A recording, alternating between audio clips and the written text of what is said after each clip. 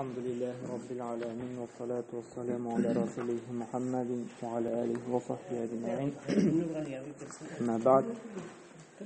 An Ebi Hureyre radıyallahu anhu enne Resulullah sallallahu aleyhi ve sellem قال من كان يؤمن بالله واليوم الآخر فليقل خيرا أو ليصمت ومن كان يؤمن بالله واليوم الآخر فليكرم جاره ومن كان يؤمن بالله واليوم الآخر فليكرم ضيفه رواه Buxari ve Müslim.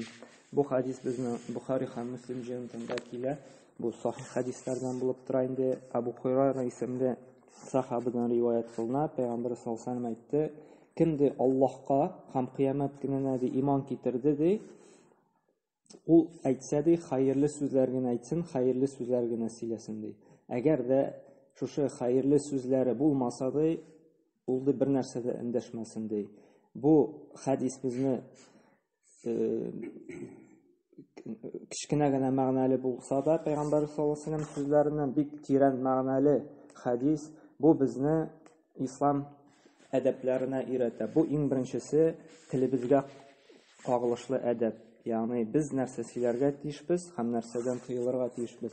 Musulmon kishisi tilin silkitganda, biror so'z aytganda, u boritik shu so'zidan kishilarga foyda bor ekan, shu vaqtdagina sizlarga, shu vaqtdagina aytirga tiyish. Ammada lekin uning so'zida, uning tilida, uning shu jumlasida kishi ranjitu, kishini yomonlov, kishini sugu, g'aybat ekan, namima, ikki kishi orasini buzuyma, buxtan orttirib silav, shunday noshar so'zlar bo'lar ekan, bu hech shaksiz bundan tiyilirga tiyish. Chunki Allohga ishongan, ham qiyomat kunida ishongan kishi bunday so'zlar aytirga tegishdi. Bori tek uning tilidan xayrli so'zga nashara tiyish, foyda keltira turgan kishilarga. Chunki so'z aytu tilimiz bilan bir qo'rqinish ni olib tura, o'zi o'rnini olib tura. Chunki payg'ambarimiz sollallohu alayhi vasallam aytdi: kimdi agarda shu ikki qozna orasidagi a'zosini tiysadi, ya'ni bizning bitin ustki qozna bor, ostki qozna, челюсть deb aytaylik. Uning orasida til bor ema. Shu a'zosini ham ikki oyoq orasidagi a'zosini tiysadi, men anga jannatni va'da beraman. Chunki ko'p kishida shu ikki a'zo bilan ko'p buzuqlik, ko'p gunoh ishlaydi. Birinchisi ustagisi til. Chunki til orqasida biz ko'p vaqtda kishi orasini buzamiz, kishini ranjitamiz, g'aybatdan siliymiz, unda bir ko'pdagi zarar taratamiz til orqasida endi. Ham eng yengil ishlana, ham eng og'ir. Kishi masalan sug'ishib oldi ekan, u bir-ikki kundan do'stlasha, bir narsasida yo'qdi, hazrat tana o'rtada bitta. Ammada lekin tili bilan yaralagan yara u o'lgancha haqliq qolirga mumkin. Chunki til bilan aytilgan yara u qalbimizga kirib qolar. O'lgan shahadlikda unutmasqa, kechirmasqa mumkin. Chunki til ko'pga xatarroq uning og'uvi. Bunday tan jarohatini qaraganda. Shunga ko'ra payg'ambar sollallohu alayhi vasallam agarda shu shag'zasin saqlay olsa-da, menga jannatni va'da aytaman. Ham ikkinchi a'zodini, ikki orasindagi jinsiy a'zolarning zinanda, unda xiyonat etu, xotin erga unda zina qiluvin ham shulay ko'p ashaklikni taratganini. Shu ikki a'zoga agarda saqlay olsa-da jannat va'da aytaman deydi payg'ambar sollallohu alayhi vasallam. Bu bizning shulay Buxoriy jamiatida kelgan hadis. Ham ikkinchi hadis shuluq til bilan bog'liq. Payg'ambar sollallohu alayhi vasallam Muaz ibn Jabal ayta: "Kuf alayka hada" deydi. Shu tilin ko'rsatsa, shu tilingni tiydi. Ham endi Muaz radhiyallohu anhu: "Ya Nabiyulloh, ya Allohning elchisi" deydi. Biz shu narsa siyliymiz, narsa aytamiz, shuning ichida jazolanashaqmiz malladi. Saqulat ummuk ya Muaz, ya'ni onang sendan kiri qoqsin deydi. Ya'ni qo'rqinish so'z aytding deydi. Onang sendan kiri qoqsin deb aytgan so'z, ya'ni qo'rqitib aytmoqchi bo'ladi. Shunday qo'rqinish so'z aytgan shekilli endi kishi mana shu bir so'z aytirdi, ham shunday yuzi bilan jahannamga irg'itildi. Shu bir so'z ishindi. Ham payg'ambar sollallohu alayhi vasallam aytdi, shu Muazga shu bir so'z orqasida кеше җәһәннәмле булырга мөмкин ди. Әгәр дә бер кешене шушы сүзе белән рәнҗетте икән инде, ахырга урыны җәһәннәм булырга мөмкин ди инде. Һәм менә шушы хәдистән галимнәр әйтә, шушы телнең куркынычлыгы турында. Шушы бер тел аркасында да без җәһәннәмле булуыбыз мөмкин без инде. Шуңа күрә мусульман кешесе иң башта әйтер алдыннан һәр вакытта да уйларга тиеш. Бу сүзем белән мин ни файда китерәм? Кешене рәнҗетмим, кешегә зыян салмыйм дип. Әгәр дә инде файда бар икән инде, без әйтергә, сөйләргә тиеш без инде. Аннары тагы тел белән эшләнә мәзәкләргә шулай әйтәләр галимнәр. Мәзәк сөйләү ул рөхсәт ителә. Кешегә күңелен күтәрер өчен әзрәк, күңелсез вакытта шатлык кертер өчен әзрәк кешене көлдереп җибәрергә ярый. Әмма дә ләкин шушы сөйләнгән мәзәк, кызык сүзләр ялган булырга тиеш түгел. Ул тормыштан алынган, тормышта да кызык хәлләр күп була бит инде. Менә шундый хәлләр белән сөйләп кешенең күңелен кертсәң, күңелен күтәрсәң, ул рөхсәт ителә. Әмма ләкин үзең уйлап анда ялган мәзәкләр булмаган хәлне булды дип сөйләп, бу тыела. Тулык искәләргә файдасыз сүз сөйләгән кебек. Кешенең күңелен күтәрсәң дә ялган белән шатландырдың, ялган белән сөйләдең икән, син гынаһ эшләгән буласың Аллаһ каршында. Шуңа күрә менә мәзәк сөйләгәндә дә игътибарлы булырга тиеш. Шушы мәзәгебез безнең чынлап тормышта булдымы икән, яки булмадымы икән. Ялган белән ялганнарга кеше көлдерергә ярамый. Бары тик чын булган мәзәк белән генә сөйләп кешенең күңелен күтәрергә ярый. Бу беренче булды. Шушы телебез әдәпләре. Аңладыгымы? Иң беренче әдәп телебезне сакларга кирәк. Бары тик хәерле сүзләр генә сөйләп. Бозык, начар сүгенү сүзләреннән без тыелырга тиешбез инде. Һәм бит инде безне барыбыз дин тотучылар бит инде. Дин тотучы булган безгә авыл халкында гомумән халык карый. Үзебезне ничек тотабыз? Һәм менә шушы дин тотучы, мәчеткә йөрүче кешеләрдән дә сүгенү сүзләре чыкса, начар кеше рәнҗетү сүзләре чыкса, анда талашу, анда акырышу, безне алар әйтәчәк, менә мәчеткә йөри, дин тота, үзе анда авыз тутырып сөйләнә, анда кеше рәнҗетә инде, буны ни дин була инде? Әгәр дә ул мәчеткә йөреп дин тотып та, шушы телен тота алмагач дип, шуңа күрә безгә мусульманнарга менә шушы телебезгә бигрәк тә игътибарлы булырга кирәк. Әгәр дә без инде Аллаһка ышансак һәм кыямәт көнен булачагына ышансак инде. Әгәр дә без Аллаһка ышанмыйбыз икән, кыямәт көненә ышанмыйбыз икән, кызганыч инде. Безнең телебездән теләсә нәрсә чыгачак инде. Бу беренче булды. Икенчесе, "Ва ман кана ю'мину биллаһи вал яумил ахир фальюкрим джараху." Кемде Аллаһка һәм кыямәт көненә иман китерде ди, ул күршесе белән яхшы муамаләдә булсын ди. Ягъни күршесе белән яхшы муамалә кырып яшәргә тиеш. Мусульман кешесе безнең ислам динендә әйткән бит алдагы дәресләрдә, ислам динендә күрше хакы ул туганнардан кала бик зур хакка лаеклы. Чөнки Пәйгамбер саллаллаһу бер хадисендә әйтә, Җибрил алейһиссалам фәрештә шушы Куранны иңдергәндә, хадисләрне, кутси хадисләрне ирештергәндә бик каты күршесенә карата ихтирам күрсәтергә бик күп васыятлар әйтә торган була. Һәм Пәйгамбер саллаллаһу уйлап куйдым ди, хәтта ди мирасны калдырганда күршемә дә бирәсе булыр индер ди, уйлый идем ди. Чөнки бик каты өнди торган була, күршең белән яхшы муамаләттә бул, аның белән яхшы яшә дип инде. Менә без мусульман динендә дин тотучылар шушы күршеләребезгә бик каты ихтирамлы, күркәм холык мөнәсәбәт белән яшәргә тиешбез. Һәм булдыралганча аларга ягымлы, яхшы мөнәсәбәт күрсәтергә тиешбез. Чөнки ислам безгә шуны чакыра, шуңа өнди. Аллаһ субхана ва тааля да шуңа өнди диген. Бу безнең исебездә теге мустахаб амал генә түгел, теге желательно гына русча әйтсәк, мәҗбүри, фарыз амал булып тора күрше белән яхшы муамаләттә яшәү. Һәм аңа зыян китерүдән, мәсәлән, бер тәмле ризык пешерде икән, яхшы күршебезгә инде яхшы амаллардан булып тора, шулай күршебезгә кертү. Мәсәлән, күршебез ярдәмгә мохтаҗ икән, аңа ярдәм итү.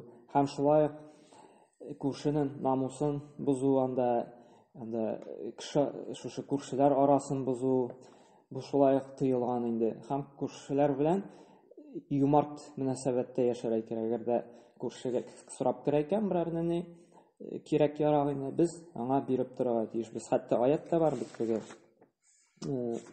Маун сүрәсендә укыйбыз бит. وَيَمْنَعُونَ الْمَعُونَ ди хәмди маун нашушы көндәлек яшәеш рәвешендә кирәк яраклар инде. Чүкештер, кадактыр анда, табак савытлар анда, кирәктер шундый маун, кирәк яраклы инде көндәлегне. Һәм Аллаһ Тәгалә әйтә: "Ваямнаун аль-маун", нашушы кешеләрдә шушы көндәлек кирәк яракларында да бер-берсенә бирүдән тыялар ди. Ягъни саранланалар ди. Әгәр дә күрсәң мәсәлән, чүкеш сорап торды ди, анда кадак сорап торды ди, без бирергә тиешбез, әгәр дә бездә булса инде. Кем шуны саранлана тыя икән, шушы Аллаһ Тәгалә аятын әләгә инде. Кем Аллаһтан курыкмый ди, кыямәт көненә ышанмый ди, аларды тыялар ди, бер-берсенә саранланалар ди, күршеләренә шушы кирәк яракларын биреп торган. Шуңа күрә күршеләр белән шушындый кирәк яракларны биреп торырга кирәк инде, саранланмаска кирәк инде. Әгәр дә ул шушы нәрсәгә мохтаҗ икән инде. Һәм шулай әйткәни, бит күршегә карата эшләгән берәр әшәкелек, аның гөнаһның дәрәҗәсе күбрәк бүтән кешегә эшләгәндә караганда. Без үттек бит менә 3 улуг гөнаһны алдык бит. 3нче улуг гөнаһ нәрсә дидек? Күршенең хатыны белән яки күршенең ире белән зина кылу, бүтән хатын кыз, бүтән ир белән зина кылуга караганда да гөнаһы күбрәк дидек. Шулай бит? Чөнки күршегә карата эшләгән гөнаһ бүтән кешегә караган эшләгән гөнаһларга караганда аның дәрәҗәсе бик зур. Чөнки туганнан кала иң якын кеше ул күрше. Шуңа күрә ислам динендә менә күршегә зыян китерүдән бик каты сакланырга кирәк. Аның гөнаһ дәрәҗәсе бик зур инде. Һәм галимнәр әйтә, уң яктан, сул яктан һәм каршы күрше иң хаклы күршеләр инде. Иң якын мөнәсәбәттә булырга күрше инде. Һәм галимнәр әйтте инде, 7 йортка хәтлек, бу синең күрше дип санала инде. Бу яктан 7 күрше, бу яктан 7 йорт, бу иң якын күршеләр булып тора инде. Кайбер галимнәр хәтта 40 йортка хәтлек санадылар, әмма ул хадислар инде галимнәр әйтә заиф дип инде, иң дөрес фикер инде 7 йорт инде. 7 йорт уң яктан, 7 йорт сул яктан, бу иң якын күршеләр булып тора. Иң якын хаклысы инде сул инде, һәм инде калганнары инде хаклар әзрәк ким инде, әмма дә ләкин барыбер яхшы күркәм муамәләдә яшәргә тиешсең инде. Бу икенчесе күрше хакы булды ислам динендә. Өченчесе وَمَنْ كَانَ يُؤْمِنُ بِاللَّهِ وَالْيَوْمِ الْآخِرِ فَلْيُكْرِمْ ضَيْفَهُ ди. Кем Аллаһка һәм кыямәт көненә иман китерде ди, ул кунагына сый-хөрмәт күрсәтсен ди. Без беләбез бит инде. Бер кунакларга йөрибез, үзебез барабыз, анда безгә кунаклар килә инде. Шушы кунаклар килсә, без сарамланмыйча, барлык юмартлыгыбызны күрсәтеп, шушы кунагыбызга сый-хөрмәт күрсәтергә тиешбез инде. Әгәр дә сен ерак җирдән кунак килде икән инде, аны көләш йөз белән елмаеп, матур итеп, шатланып каршы алырга тиешбез инде. Иң тәмле ризыкларыбызны ашатырга тиешбез инде. Һәм йоклаганда да теге йоклар урыннарында иң хәерле урыннарга яткырып йоклатырга тиешбез инде. Тиешенчә кунак итәргә тиешбез инде. Шушы кунакларыбызны инде. Һәм кунак көне инде галимнәр әйтә, бер көн кунак итү, аларның ашату, эчертү, аларны карап тору инде бер көн ул безнең фарыз булып тора. Кунак килде, әгәр дә без ашатмыйбыз, эчертмыйбыз, карамыйбыз икән, безнең өстә гөнаһ языла. Чөнки ваҗиб булып тора, фарыз булып тора безнең өстә кунакны сый-хөрмәт күрсәтү бер көн инде. 3 көн инде ул желательный инде, мустахаб булып тора инде. Без кунак итәбез, яратабыз икән, ашатабыз икән, ул безгә инде әҗр саваплардан булай. 3 көннән арта икән инде, 3 көннән соң кунак исеме бетә инде. Уже анда теге яхшылык күрсәтсәң була, садака була, син әҗр савап була. Әмма ләкин инде афу итегез инде, всё, чыкканда мәссәлам теге. Әйтсә, гөнаһ булмый инде 3 көннән соң инде. Әмма ләкин теге куып чыгару дигән сүз түгел, матур итеп. Кеше үзе аңларга тиеш инде. Кунак көне ул 3 көн инде. Бу динебездә бар инде, Пәйгамбәр саллаллаху алейхи ва саллям. Кунак 3 көн була дип инде. Һәм монда бутарга кирәкми. Кунак ул ерактан килүче. Мәсәлән, Казаннан килде ди, күрше шәһәрдән, күрше районнан килде дигәндә, бу кунак. Әгәр дә инде мәсәлән Ol başından bir dostun keldi dey, mesela ne şey işi balık haladır, boş vakit var, senin bir katı işin var deyende, bir narsa işlep bitiresin var deyende. Bu vakitta üstünde farzlık yok senin. Aşatı öşürttü ötü. Sen aytasın eken, bir katı tegi meşgul edin, bir katı işleyeyim, mine kişke bitirege kiraganda, afu eteyde boş ağaç nitemiz deyip, kiri burup jiberi, bu ruhsat ettiler, birine günah yok. Çünkü bu konak değil, bu Arap dilinde zayir diler indi. No, kilip yürüyüşüne kişi bulayındı. Bunun üstünde birine günah da bulmayı. Mesela tamam bir qabatlıyım, eğer de uran başından da yaki şulay kurşun diyken şey işi balabız anda azırak boş vaktim var yanda kartunya balabız diyeyim. Kartunya yaramıken bayramayken. Şöyle bitireyken birine günah da yok, ana kiri burup çıkardı. Amma da lakin yıraq yerden anda mesela 100 kilometrinde Kazandan diyeyim. Bütün anda Balık Bistesi rayonundan sina qonaqqa deb keldi ekaningni, sen endi hurmat ko'rsatirga tegish. Agar kiri borasang ekan, bu vaqtda sen gunoh bo'layni. Ammo lekin endi xayrliragini qonaqqa kelsangni, aldan o'qiga shaltiratib aytib qo'ysang, men qonaqqa kelam, hozirlansang o'sha kishilarga og'irlik tug'dirmasin o'sha endi. Mana shu bizni adablarimiz bo'ldi, qo'y bir adablar endi. Birinchisi shu tilimizni saqlovni, tilimizni saqlarga tiyishmiz. Ikkinchisi ko'rshilarimizga yaxshi munosabat ko'rsatirga tiyishmiz. Ham qo'noqlarimizga hurmat ko'rsatirga tiyishmiz. Mana bu islom dinining o'zine olgan jamiyat bilan, kishilar bilan bəyli munosabatlari ham adablari. Bizning dinimiz, islom dini ul namoz o'qu bilan, roza tutuv bilan gina cheklanmaydi. Kishi bitini o'ylaydi, din ul namoz o'qu, Ramazonda roza tutuv, majlis yasadım, bir dua qildim, şol din deb gina yo'q. Din ul bizning to'liqsincha jamiyatni, turmushimizni o'zi uchun oladi. Har bir ülkede aning o'z adabi bor, o'z munosabati bor, o'z tartibi bor. Mana shu qo'noqlarga, ko'rshilarga, tilibizga qaratan mana shu adablar bo'ldi. Ham biz shuning bilan yasharga tiyishmiz. Ham shu yaxshi o'rnak ko'rsatib, ma'qul so'zlar silab, foydali so'zlar silab, qo'shlarimiz bilan yaxshi muomalat qilib, qo'noqlarimizni islomcha qo'noq etib, biz qolganlarga o'rnak bo'lib yasharga tiyishmiz. Shu o'rnagi bizni ko'rib, qolganlar da shu dinga tortilashaq, shulay islom dinine kirashaq. Amma lakin endi biz o'zimizni noshariatdan ko'rsatamiz ekan, kirisincha kishi dindan chetlashashaq, dindan qochashaq, dinga kelmayashaq. Shunga ko'ra gil qaboqli mendan darslarni inglizga tutaman. Biz shu zo'r o'rnakni yurituvchi kishilarmiz. Biz din tutuvchi kishilar, masjidga yuruvchi kishilar, shu bizga bitta kishi qori. Bu masjidga yuri, bu din tuta. Shunga ko'ra o'zimizning adabimizga, kishilar bilan muomalabizga begirakda ixtiyorli bo'lishga kerak. Chunki dinimizga ziyon solmas uchun. Ana shu fulan ishladi demay, mana masjidga yurish ishladi dey. Mana shu masjidga yurib onda tilasang g'aybat so'z taratadi kishi orasida. Mana anda masjidga yurib ko'rshisining boqshasini shu vatanda yoki ko'rshisini men shayta turgan etimanda bir narsa solib qo'yganda deb. Ko'ra مع دقة اختبار لغة سبحانك الله بحمدك واشهد ان لا اله الا انت واستغفرك واتوب اليك.